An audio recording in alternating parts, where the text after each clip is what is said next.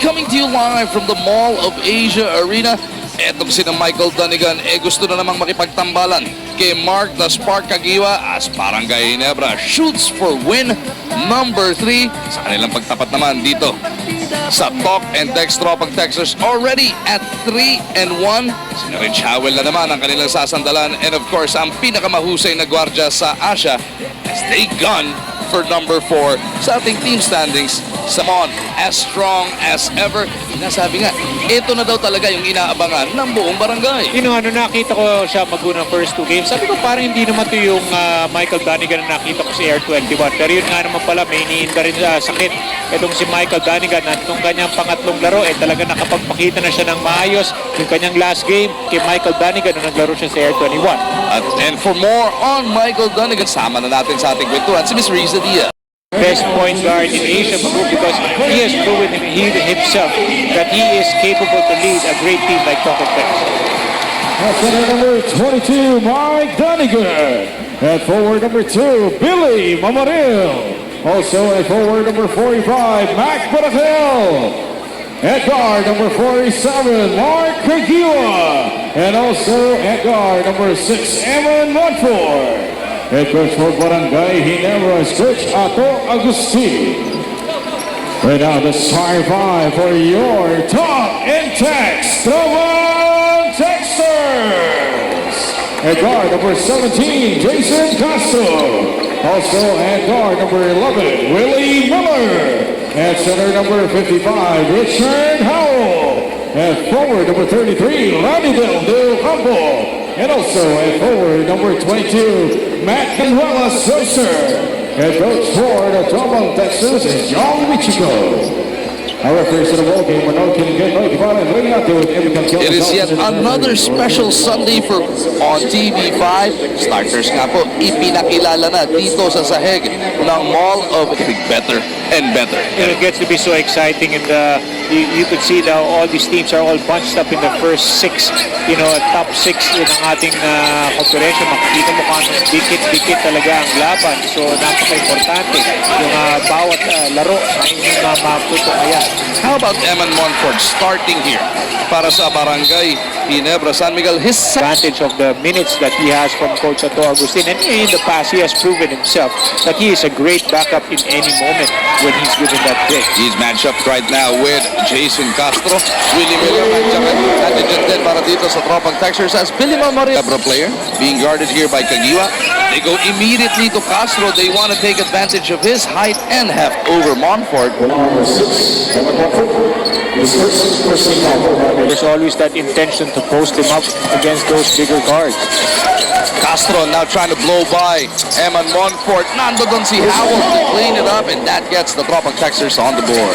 Was able to go inside, and Howell was able to sneak in for that tip in because of the collapse of Jason. Mamaril, who made that first basket para dito sa mga nakapula. Matalas ka lang on that turnaround, Jay. Nasa Tropang Texters na ang bola. Teo Campo kontra kay Mamaril. Ranidel sumasagitsit all the way to the inside, is fouled. Tutungo siya sa ating free throw line. Pero etong si RDO, balikan natin si Miss Riza. Alam mo, aminado si Coach John Wichiko na medyo hard to please siya. Ang sabi niya, he's happy that they are winning, but he's not actually very happy, and he's hoping na sa laro na to, makikita niya na yun. Dahil so far sa 4 na laro doon, hindi pa niya nakikita. More than that, ang gusto niya... What Coach Pinpon did, with Sandy Coffee and now Pure Food, he was the reason why he gets a Grand Slam, so because they have been consistent day in and day out. 22 minutes into the action, Matt Ganuelas Rosser just took it right to the gut of Barakael. But ito was that one-on-one, that isolation play of Talk and Text. It happened already twice from Del Campo to Rosser. So there's not really much help coming from the defense of Barangay Ginebra. Step back jumper, Mark Kagiwa could not deliver, but Mamaril slaps it right back to the former MVP. Kagiwa on teardrop gets the bounce. That's what makes I've seen 3 isolation plays already for both teams in this start. Ranidel from the outside, giving us a different look. Montfort nakawala ng bahagya. Away from play, bulagta. Etong si Castro. That's going to be a foul on Billy Ma. Mark takes it away, leading a 3-on-2. Kagiwa using that crossover to earn for himself a trip to the line for 2 shots. We've been talking about a lot of run and gun for Barangay Ginebra. Nagkamali, nasa bandang ibabaw. It's easy transition offense for Ginebra. Meron ulit balita para sa atin si Riza. It's up by 2. Kagiwa brings Ginebra to within 1. High scoring to, wala pa. Masyado maganda yan. Or actually, di talaga maganda yan because the scoring has been quite high in the early goings of this game. Howell against Dunnigan. Locates Rosser underneath. Be strict about your defensive rules, whether to sag and see what's going on the weak side. Rosser take ang moneyball dribble of the people sa inyong PBA. Di lang isa, kundi 2 beses na ang moneyball, kaya mas malaki ng chance ninyong manalo. Kaya Dunnigan, deep position, control dito kay Howell. Canuelas will look to help, but Dunnigan goes to that quick release on the hook.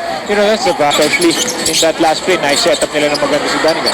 Castro mula sa kanto, Monfort tracks it down.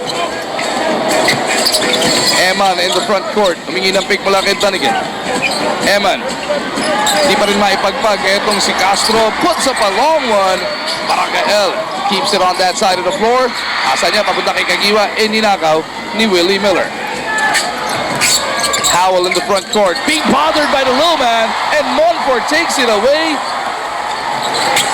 At yun yung ginagamit ng Barangay Ginebra. No? In the last 2 games, Eric, it has been their defense that has fueled or that has given them opportunities to go out on the run. But they had 9 steals in their previous games. It's just going to just pick the ball out of your pocket. Pero that last sequence, ang laking tagok para sa Token Turks dahil ikalawang personal foul ang nakuha nila. Dito kay Rich Howell. Barangay lights it up from second taste of the lead para dito sa mga nakapula. Howell working against Dunnigan. 16-foot jumper is good. See, that's the reason why he's a reigning best import. Kita niya na he also has that range and that versatility to nail it from outside. Tenorio over to Dunnigan. Team Dundon misses from point blank. Miller is surveying the floor. Willie gets it to Howell. Rich in trouble. Back to Willie for a 3. Very simple. Nakita kagad doon ni Howell that he has effect. Mahigit 5 minuto na lumilipas dito sa loob ng MOA Arena. Kagiwa gustong bumawi. Di makakuha. Howell over to Castro.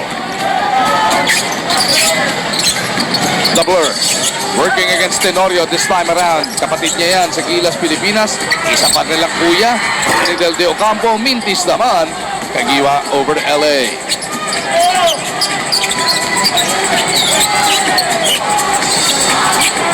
Dunnigan pleading for that leather. Looks to back down against Howell. Out from the other side. Sobrang ala. Dunnigan now playing very well for Barangay Ginebra. And of course, yung nangyayari naman for Meralco ngayon, it's really a big blessing for them. 17-16 is the score. Barangay Ginebra looking to add to this 1-point lead.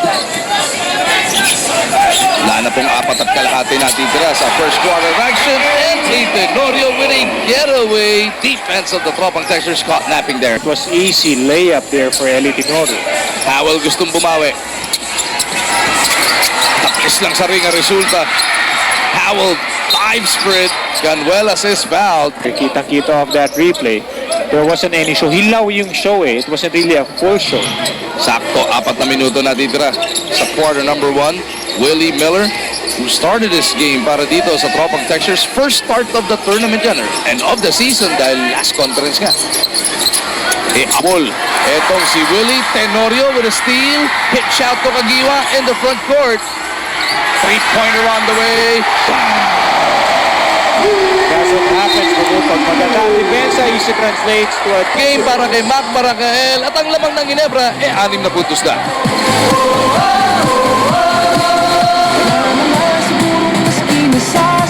Willie, hindi mabawasan yan. Howell gets it to Canuelas. Bothered by the defense of Dunnigan. At nasa Barangay Ginebra na naman ang bola. Riza, anong balita? Alam mo ba si LA ngayon is playing his 400 straight game ha dito sa PBA simula nung na-draft siya in 2006. That's Eric, hindi ba counted dyan yung pagsiservisyo ni LA sa Gilas, Pilipinas? I was just about to say that. Can you imagine na nakaiba yung kanyang PBA team at yung kanyang team for Gilas. So, ang hirap na pinagdadaanan ni LA and then yung nakikita mo yung kanyang disiplina kung paano siya maghanda. He's still always there preparing and playing well for his team. Kaya naman maaasahan talaga etong si LA Tenorio pagdating. He at least will always show up and try his best for what the jersey is on his chest. Saka, what happened last time, stomach flu, he was able to come back and perform. As Joseph Yo buries a three. Most especially when their guns are blazing from the outside. Barangay 11 puntos na dito sa MOA Arena as Howell stops the bleeding somewhat para sa... Both teams pride themselves on the defensive end. Can't really say that they are the best as Greg Slaughter gets that basket and would shoot to the line for him. Both teams can seem to do wrong offensively. Pero dito, of course, yung depensa naman napaka-championships because they played great defense. So I'm sure magkakaroon lang ng adjustment then come the second and even the remaining quarters of this game. Greg Slaughter, sina Alas, Washington, Fonasher, Carey, and Howell. LA Tenorio sumasagitsit into the front court. Yo at Barakel, di nga lang nagkaintindihan sa 1 minute remaining in the first frame. Fonasher to Washington. J-Wash has been silent so far in this tournament. Alas misses, Barakel with the emphatic rebound. Yo against Fonasher. Larry had a hand on it, so hindi niya matanganan ng tuluyan. Touch pa dun etong si The Ninja na mababalik sa tropa ang bola. Doc and Tex would really have to pride themselves in their defensive transition because they know that Ginebra would really want to go on a run and gun, most especially of good defensive stuff. Washington once again. This time he decides to take it inside. Pick out pass niya, dire-diretso. Siya ni Larry, kaya hindi rin maganda yung pagkakapasa doon ni J1. Tenorio surveys the floor. 7 to shoot para sa mga nakapula. Yo, looking at Dunnigan. Somebody's gotta go. 3 to shoot. The Ninja. Nice ball fake. Trying to go glass. Punisher para sa board. Pwede mag-glass shot dito ang Talk and Text if they want it. Pero si Alas nagpadali. Trying to beat Reyes. 10 seconds pa natitira sa first quarter of action. Now Talk and Text realizes it. Kevin Louis Alas waiting for that pick from Reyes. Now he's got to put one up. Inabot na siya. Go quick. Puts up a long one. Kevin Louis will miss. That'll do it for the first 12 minutes of action, and it did belong to Mac Barakel. Mac Barakel was really hot in the first quarter. 11 points already, and nanggagaling yun karamihan mag-off, transition off, night. So this is offered by our company, Nickel Asia, sa mga Palawenyo to enjoy the best of the PBA for free. So for free, come one, come all. Lahat po ay mag-enjoy doon. Maganda ang site sa Puerto Princesa at napakarami po ng activities. That's true. Well, the usual activities, yung mga skills challenge. Of course, they're looking forward to the freshmen versus sophomores and North and South game. No? And then we have an R&R for the players gagawin sa Dos Palmas. But it's still a secret, so they should have. So definitely, magkikita-kita po tayo. Tinanong kung pati Sports 5 libre doon sa R&R. Laking balita na libre. Libre. All-Star sa Puerto Princesa. At kung kailangan nyo naman makarating doon at ticket sa aeroplano ang gusto nyo malibre, Eric Reyes po ang inyong tawagan. Anong airline? Air Eric. Hanapin natin. 30-22, palitan ng basket to open up the second quarter of action. It is Barangay Ginebra, still up by 8. They feature etong sina Tenorio, Slaughter, Dunnigan, Yo, and Barakel as their 5. Reyes naman with Fonasher, Washington, Carey, and Alas is the 5 para dito sa tropa. Dunnigan tutungo sa free throw line for 2 shots. If I were in Rob's position, when Dunnigan is going straight to the basket, that's parang pwede ka na ma-posterize kasi Himself, doon sa unang dalawang performance niya in a Barangay Ginebra San Miguel uniform, hindi kasi siya bago na sa PBA. Tandaan nga na the mystique that is Barangay Ginebra. Marami nga nagtataka kung bakit hindi ganun ka-lakas or ka-beast mode kung tawagin yung laro ni Michael Dunnigan in the first 2 games. Then sa Tenorio, he bounces it off the leg of Harvey Carey. Kaya naman ito si Dunnigan, pilit bumabalik. It's clearly shown and the 2 games that he was a lot better, most especially in health. He was scoring 20 plus points in the game and very effective of playing for Ginebra. Yo, may tangan ng bola. 7 to shoot for the guys in red. It is Tenorio who a Dunnigan pick. Tenorio step back over Alas.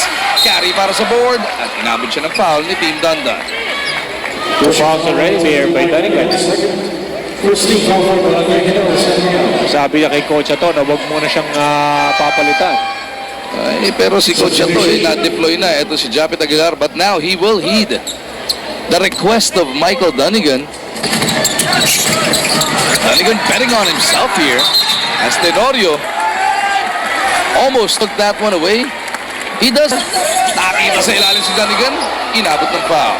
So look at the value there of having twin tower combinations for Barangay Ginebra. Talking about earlier na paganda naman tuluyan ng ating mga laro dahil sa implications nga sa team standings, ano? How about this Tuesday's matchup, Eric, over at the Big Dome?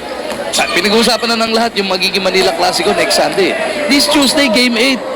The San Miguel Beermen take on the Alaska Aces, the two finalists in that grueling epic 7-game series. Different teams that we've seen in the All-Filipino Cup, lalong-lalo na yung San Miguel, napapaw sila ngayon in the cellar. Alaska naman, nagkakasunod-sunod yung mga nagkakasakit or may mga injuries. That's why hindi rin sila basta-basta makapuwersa the way they have dominated the first conference. We go by the reports from last week. This coming Tuesday, as Slaughter puts it off the glass for two. Si Tosta lang yata ang magiging absent. Oh, a nice sneak in there by LA. Tenorio on the run, finishes with the finger roll. Ito na naman, nangangagat na yung depensa ng Ginebra. Transition points and easy layups. Barangay Ginebra planned on going run and gun. They haven't really. Points ang laki. We remember na Ginebra, maganda yung kanyang offense in the first quarter. Kaya now, nag-click yung kanilang defense naman, lamang na sila. Kanilang pinipreserve. Richard Howell gets Slaughter, Tenorio, Danigan, and Yo.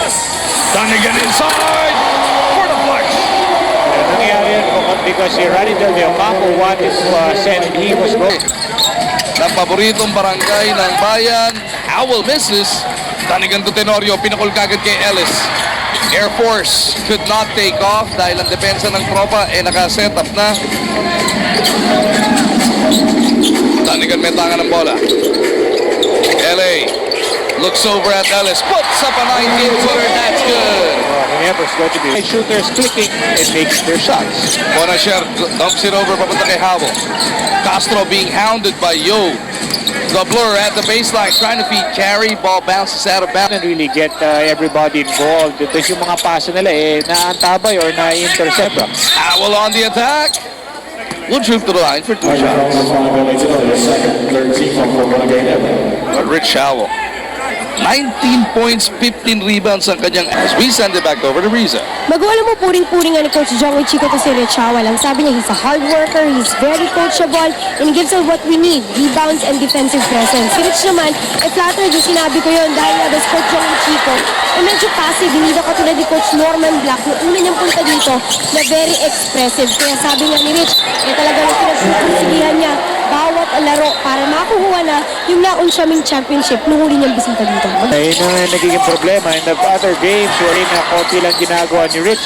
Ang dami namang ginagawa or contributions sa low kasi what we're really missing is really the outside artillery of. Yung nagiging problema dito, wala masyado na yun except for that. The time that we've seen na nakakontribute ang mga drives to the back. Castro, Ellis outrunning ito si Bonasher pero he is chased down by Alas.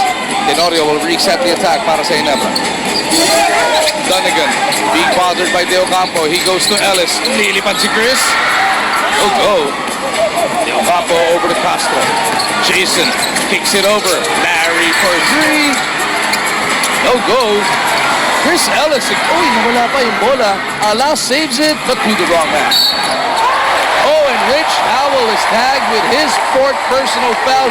Nanggigil yung mama, sumundot doon. At yung sugal. Scored already, 10 points. Pero yun nga yung problema. Apat na ang kanyang personal fouls. Danigan's foul. And now talking text will keep Rich Howell on the floor, Eric. 4 personal fouls yan na pumasok si Miller pero ibang pinalitan. Well, this is going to be a big risk right now kung ano mangyayari. Can you imagine if he goes on offense at matawagin ng offensive foul, it's going to be skill. Konting Ridiego para sa kanya, nagpahinga muna ito si Mike Danigan. As an offensive foul is whistled here on Greg Slaughter. He goes through Greg on the left. Now Japel on the catch. Feeds Greg Zilla, deep position. Ispalinghado ang kanyang tira. Howell para sa board. Howell decides to take it across the timeline. Now he gets it over to his guard in Willie Miller. 13 ang kailangan bunuin ng tropang Dexters. Miller to Howell on the road. Simple yung play. Suing for time. Team Governor Al Francis Chua barking at the officials. Definitely, because kanina kaya nga lumamang dito ang Barangay Ginebra ng 17 points. Because ang ganda ng kanilang opensa, tapos lahat naman yun, nalimitahan pa nila yung Prophet Tex because ang ganda nila ng defense. Ngayon, Castro bumababa for na. 3. Yan yung binabanggit mo. Huge 3 points. Adjustment, big adjustment na ginawa ng Prophet Tex. Considering na apat na dito ang foul ni Rich Howell. Dunnigan looking for that 5th foul on Howell. Barangay drops it off. Chop it goes up. Bit short. Rebound battle, lalabas sa baseline off one of the white shirts. That's RDO. Barangay to Kagiwa. Thinking about kicking it back over to Mac. Kagiwa wants to take on Larry. Tenorio puts it on the deck. Lost it on the pass. Miller over to Alas. Kevin Louie down the middle, drops it off. Howell, nawala si Bonasier, mukhang natapilok doon sa kanto. Howell wanted to kick it out, but ito si Larry mukhang may hindang ankle sprain. Del Campo takes it away, pitches it over. Alas against Tenorio, Bonasier running down with him. Alas puts it up, napalakas. Bonasier on the putback, will through to the line for 2 shots. You have to give it to Larry kasi siya Magsak siya kanina. Ang ganda yung attitude na pinakita doon ni Larry. He never stopped. He never stopped last play. Normally, others would just, walk back and get frustrated, but Larry just simply went back. National team play on your home soil. Tenorio on the attack, gets it over to Kagiwa. Pero pag small forward naman si Japet. Yung mga forward at guardian naman na magagalit, that's sila mawala naman dito. Ay nawawalan eh. But at least makikita mo, in some instances, mas mapapakinabangan talaga yung ganong classic matchup because right now, Japet is really used to playing the fourth position. De Ocampo mintis. Rebound is tracked down by Alas. RDO trying to slide through habang wala si Dunnigan. Sabi niya Alas, reset nila ang kanilang atake rito. 6 na lang ang abante rito ng Barangay Ginebra.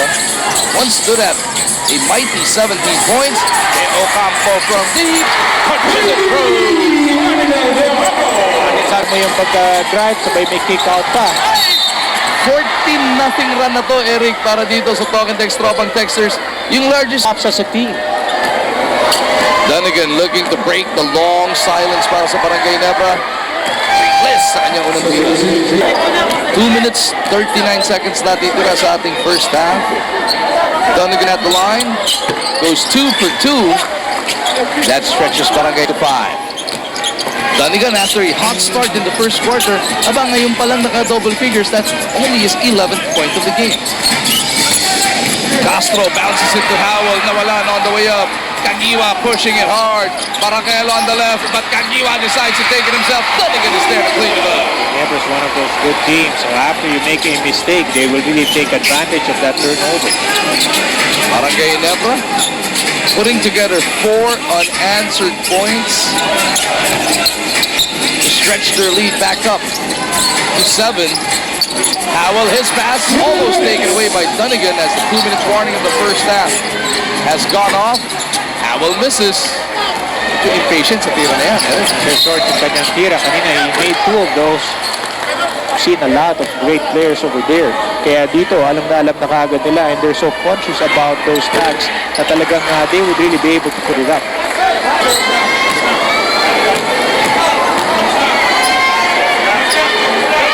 LA splits. That is now 5 unanswered points mula sa Barangay Ginebra. Miller lost his dribble. Iikot nila ang bola. Alas kontra Kagiwa. They go to Howell kontra Slaughter. Castro looking to penetrate. Pulls up from the outside. Jason Castro hurries the long one. Masigat yung mga pinipitawan dito ni Jason Castro. Something na nakikita natin nung naglalaro pa si Jim Elbag. And now it's Jason Castro's turn to really take over. All 8 of Castro's points scored here in the second quarter of action. Dunnigan to Barangay. Back on the attack. Hulin. Howell. 4 personal fouls and all still going up and playing the Pinipsilo ako the way Talk and Text. Castro for 3. Punches it through. Back-to-back shots from the outside here for Talkative. Jason Castro making things happen. And after being down by as much as 17, Talk and Tex within one.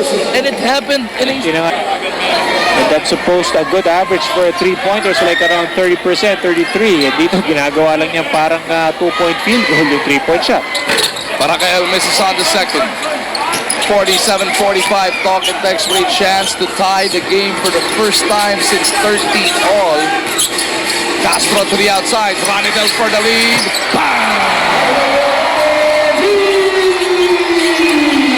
What a time for Talk and Tex to hit their shots from the outside. Perfect timing kasi nga, may naman biglang gumana na rin ang kanilang depensa at pinapahirapan nila dito ang Barangay Ginebra in the second. 11 puntos na rin para dito kay Ranidel de Ocampo. Donegan at the post is fouled by Reyes.